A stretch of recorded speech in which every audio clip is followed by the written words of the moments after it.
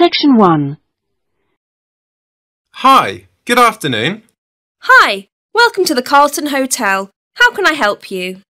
We've just driven up from London and we're going to stay here in York for a few days. We'd like to book a couple of rooms.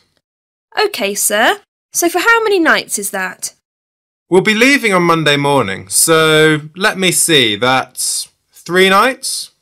And you said 2 rooms. Who are the rooms for?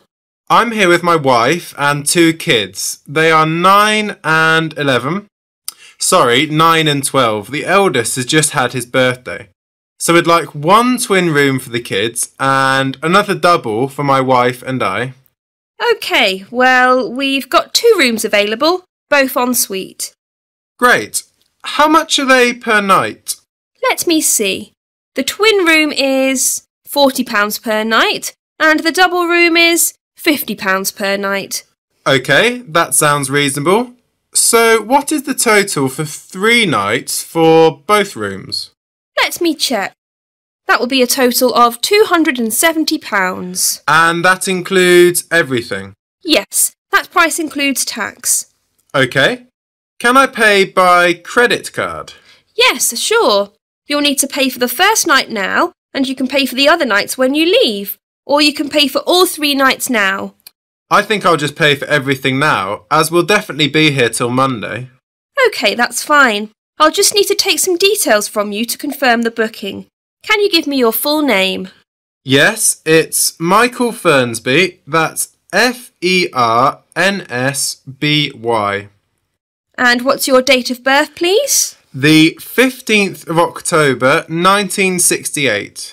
The 5th of October, 1968? No, the 15th. Oh, OK, sorry. And can you give me your address? Sure, it's 273 Stanton Court. That's Stanton. London WC2D 5JB. WC2D 5JB? Yes, that's right. And your telephone number? My mobile number is... Hold on, just let me check. I can never remember it. Ah, here it is. It's 08773 879 456. OK, those rooms are booked for you then.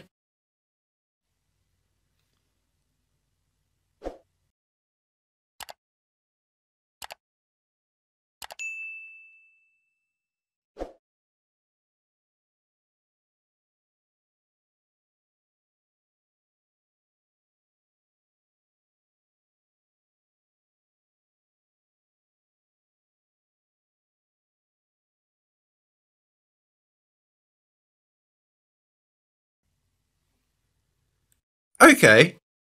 I know we're a bit out of town here. Can you give me some information about getting into the centre of town? We'll probably head in tomorrow.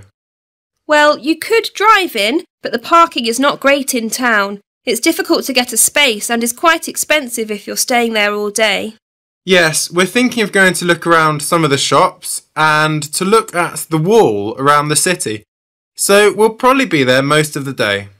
In that case, you're probably best taking a taxi or the bus. How much is a taxi? Into town it will be about £12. Actually, no, I'd say it's around £15. Fares have increased recently. We can book it here for you and it will pick you up outside. It only takes about 10 minutes. Right, I see. What about the bus? How much is that and where does it go from? It's only £2 per person.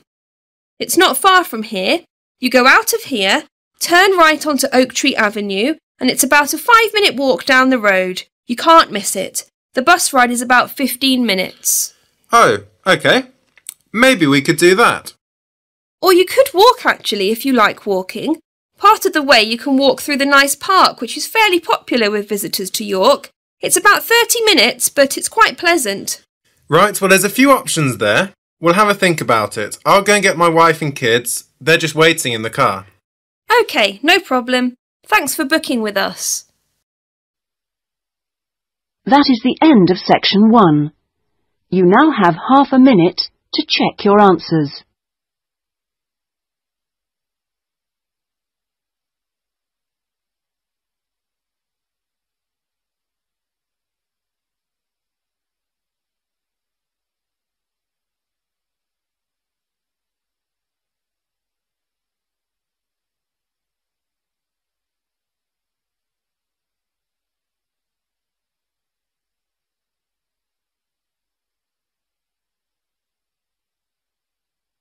Now turn to Section 2. Section 2. You will hear a woman talking to a group of students about volunteering opportunities with her company, Time Abroad. First, you have some time to look at questions 11 to 14.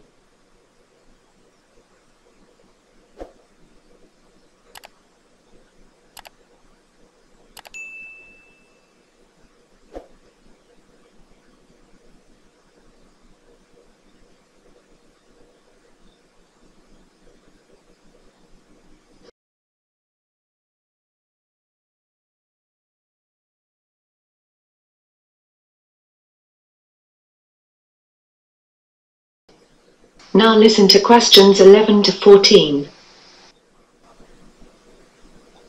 OK everyone, thanks for coming today and for your interest in volunteering abroad. For those that don't know much about our company, Time Abroad, let me start by telling you a bit more. Time Abroad is one of the largest volunteer abroad organisations in the UK. The company was founded in 2000. In 2007, the company grew by joining with another company, PT Travel, making us even larger. In 2014, we sent 10,000 people abroad on a variety of service projects and internships overseas, more than any other company. All participants receive the best support from our full-time professional staff to ensure that the experience is safe, worthwhile and fun. We have lots of very experienced staff working for us. We have around 150 full-time staff members, many of whom are former volunteers themselves, inspired by their own experience. Some of these people are even part of the original groups of volunteers back in the early 90s. About 75 of those staff are not located in the UK at all, and spend their whole time in another country supporting the volunteers. They are experts on the local communities you are working in, having spent their whole lives there. They have vast experience in fields such as community development or education. The times that volunteers join the programme vary a lot. Some join in July because they have just finished studying at college or university and want to do some volunteering before they move on to work or further study. The winter months are also popular because people want to escape the cold weather in the UK. But there are no set start dates, and programmes run continuously throughout the year, so the majority of volunteers start when it is best for them. Time Abroad is an entirely independent organisation, which does not receive any funding from religious bodies, political parties, development organisations, or other sources. And of course, we don't request money from our partner organisations in the developing world. All our work is 100% funded through your contributions as a volunteer. We do get help from the government, but that is from reduced business taxes, not financial contributions. It is this financial independence that gives us the freedom to set up projects wherever we think it may be useful, and where we think that our volunteers can make a valuable contribution. Before you listen to the rest of the talk, you have some time to look at questions 15 to 20.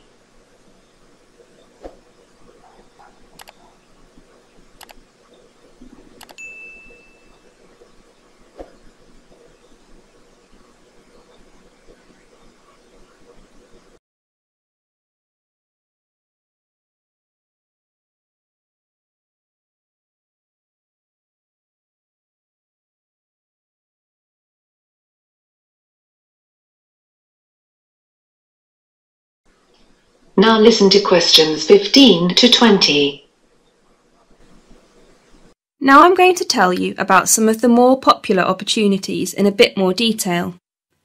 One of the most popular volunteering choices is teaching. You'll find a warm welcome awaits you from our students around the world. The main thing you will do is assisting with English conversation, because although the local teachers are very capable of teaching the structural aspects of the English language, such as the grammar, they do not use the correct intonation or pronunciation because they lack the confidence of a native speaker. By providing conversational English teaching, you can greatly enhance the learning experience of thousands of children and adults with whom we work in the developing world. You can also volunteer in agriculture and farming. Access to safe and healthy food is a major concern of any society. Volunteers work on a farm with the aim of promoting sustainable local food sources and responsible farming. Using pesticides and other destructive agricultural techniques can have a long-term negative impact on the environment and threaten the future well-being of whole regions. Time Abroad's agricultural and farming projects focus on organic farming practices and educating local communities on their benefits. You could also volunteer in the field of veterinary medicine. If you do this, you will be working alongside a vet in a local veterinary practice. You will help the vet when people bring in sick animals or join the vet on visits to people's houses or other places. You will gain fantastic insight that would not be possible in your own country. You are likely to see many exciting types of animals, like snakes, big cats, or even elephants. And you will develop a better understanding of the problems people are faced with in both urban and rural areas of the third world. So, I hope that's helped you to learn a bit more about time abroad. Does anybody have any questions? That is the end of section 2. You now have half a minute to check your answers.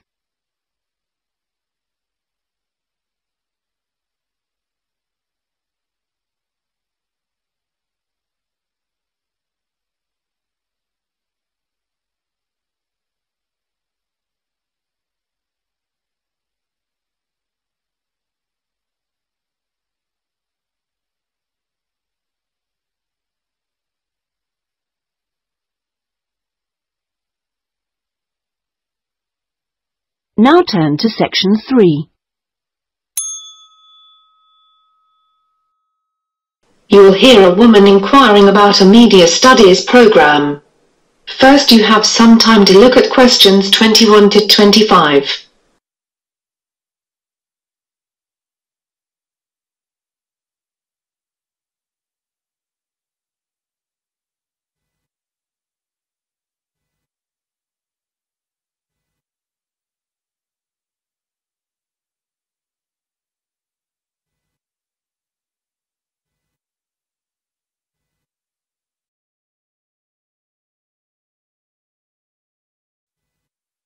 Now listen carefully and answer questions 21 to 25. I'm looking for some advice about doing a master's degree in media studies. Am I at the right place? Yes, my name's Mark. I'm head of the Media Studies course. Nice to meet you. And you are? I'm Louise. Nice to meet you too. So how can I help you? Well, I've seen the prospectus for the course, but I'm still a bit confused about a few things and about some of the options for studying. What's your situation at the moment? Are you working? Yes, I've been working as a journalist for a local newspaper for the last 3 months. Prior to that, I had 2 jobs in the media, at a small local radio station for about 2 years and at a TV station for about 4 years. So I've worked in media for about 6 years in total. Okay, well that's useful if you want to do the course. What's your motivation to do further study? I enjoy my job a lot at the moment, but I feel the opportunities for promotion are quite limited. It's not that I think a master's will help with this though. I'll probably leave my job, maybe to go into TV or something, but basically I think wherever I end up going in the future, employers prefer to see someone with postgraduate qualifications these days. And are you intending to study full-time? Well, I'd really like to keep working as I need an income. What are the options for me if I want to work while studying? You could do certain modules over a number of years if you like. It's up to you how many you do. Basically, you get credits for the ones that you complete. People usually do the Masters in anything from 18 months up until 4 years. It depends on your time. If you wanted a fixed schedule and attendance and did it part-time, then that would be a total of 3 years. So what's the admission criteria to join the course? Well, there are a few things that are useful but not essential. But there are some requirements. Usually to join a Masters, people must have a bachelor's degree. But we are prepared to overlook this if someone has enough work experience. But you must have one or the other. It's useful if you have research experience, as you have to complete a thesis, but we can train you on this if not. It is essential that you have motivation if you want to join the course, as it is very demanding. Before you hear the rest of the conversation, you have some time to look at questions 26 to 30.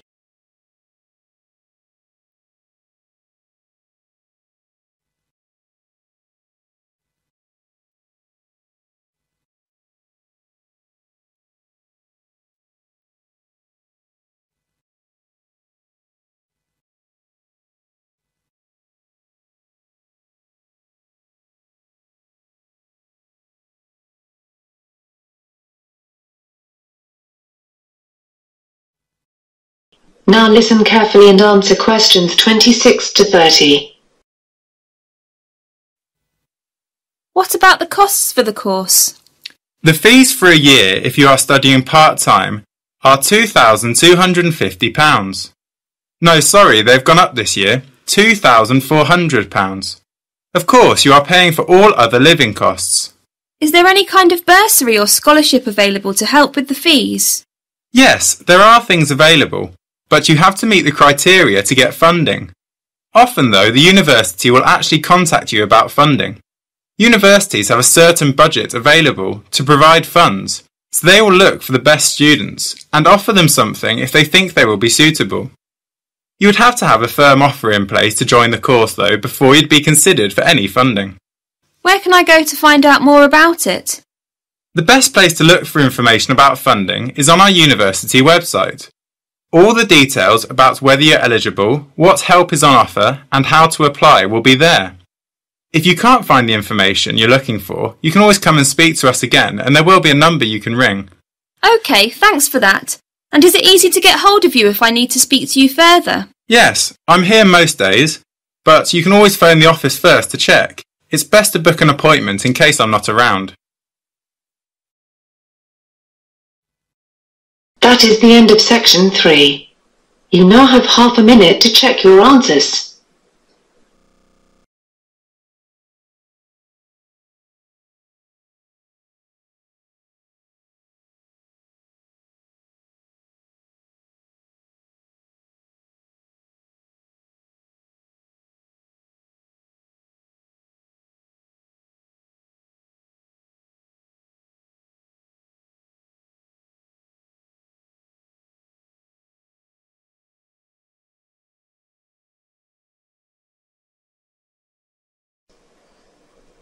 Section 4. You are going to hear a lecture about the history of Indian railways. First, you now have some time to look at questions 31 to 40.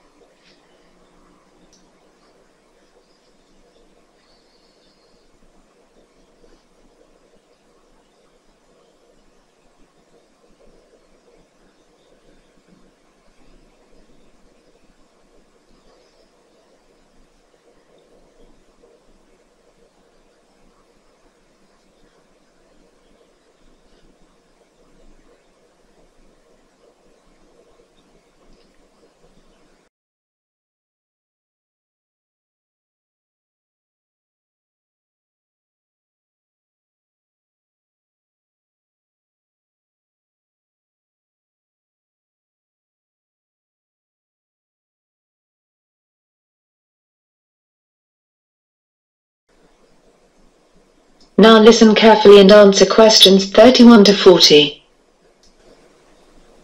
In today's lecture, we're going to be talking about the history of Indian railways, from when they began up until 1945, when they had all been taken over by the government.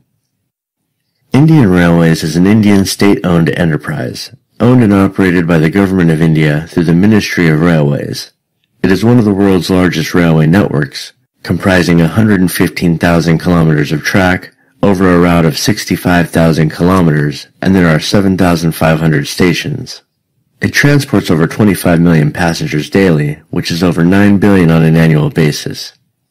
Indian Railways is the world's 9th largest commercial or utility employer by number of employees, with over 1.4 million employees. The history of rail transport in India began in the mid-19th century. The core of the pressure for building railways in India came from London. In 1848, there was not a single kilometre of railway line in India. A British engineer, Robert Maitland Brereton, was responsible for the expansion of the railways from 1857 onwards. The Allahabad-Jabalpur branch line of the East Indian Railway had been opened in June 1867. Brereton was responsible for linking this with the Great Indian Peninsula Railway, resulting in a combined network of 6,400 kilometers. Hence it became possible to travel directly from Bombay to Calcutta. This route was officially opened on the 7th of March in 1870, and it was part of the inspiration for French writer Jules Verne's book Around the World in 80 Days. At the opening ceremony, the Viceroy Lord Mayo concluded that if possible, at the earliest possible moment, the whole country should be covered with a network of lines in a uniform system. By 1875, about £95 million were invested by British companies in Indian railways. By 1880, the network had a route mileage of about 14,500 kilometers, mostly radiating inwards from the three major port cities of Bombay, Madras, and Calcutta. By 1895, India had started building its own locomotives, and in 1896 sent engineers and locomotives to help build the Uganda railways. In 1900, the Great Indian Peninsula Railway became a government-owned company. The network spread to the modern-day states of Assam, Rajasthan, and Andhra Pradesh, and soon, various autonomous kingdoms began to have their own rail systems. In 1905, an early railway board was constituted, but the powers were formally vested under Lord Curzon, the then Viceroy of India. It served under the Department of Commerce and Industry, and had a government railway official serving as chairman, a railway manager from England, and an agent of one of the company railways as the other two members. For the first time in its history, the railways began to make a profit. In 1907, almost all the rail companies were taken over by the government. The following year, the first electric locomotive made its appearance, and with the arrival of World War I, the railways were used to meet the needs of the British outside India, but with the end of the war, the railways were in a state of disrepair and collapse. In 1920, with the network having expanded to 61,220 kilometers, a need for central management was mooted by Sir William Ackworth, a British railway economist. Based on the East India Railway Committee chaired by Ackworth, the government took over the management of the railways and detached the finances of the railways from the other government revenues. The period between 1920 and 1929 was a period of economic boom. There were 66,000 kilometers of railway lines serving the country. The railways represented a capital value of some 687 million sterling, and they carried over 620 million passengers and approximately 90 million tons of goods each year.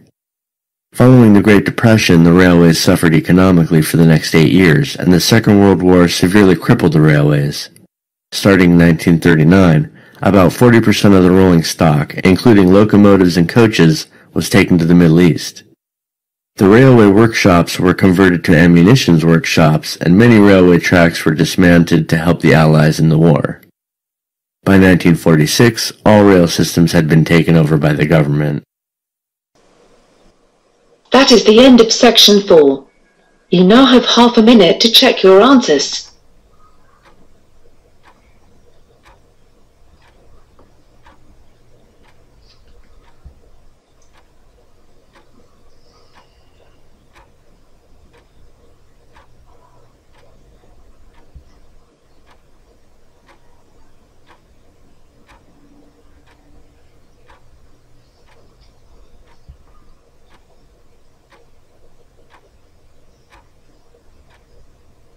That is the end of the listening test. In the IELTS test, you will now have 10 minutes to transfer your answers to an answer sheet.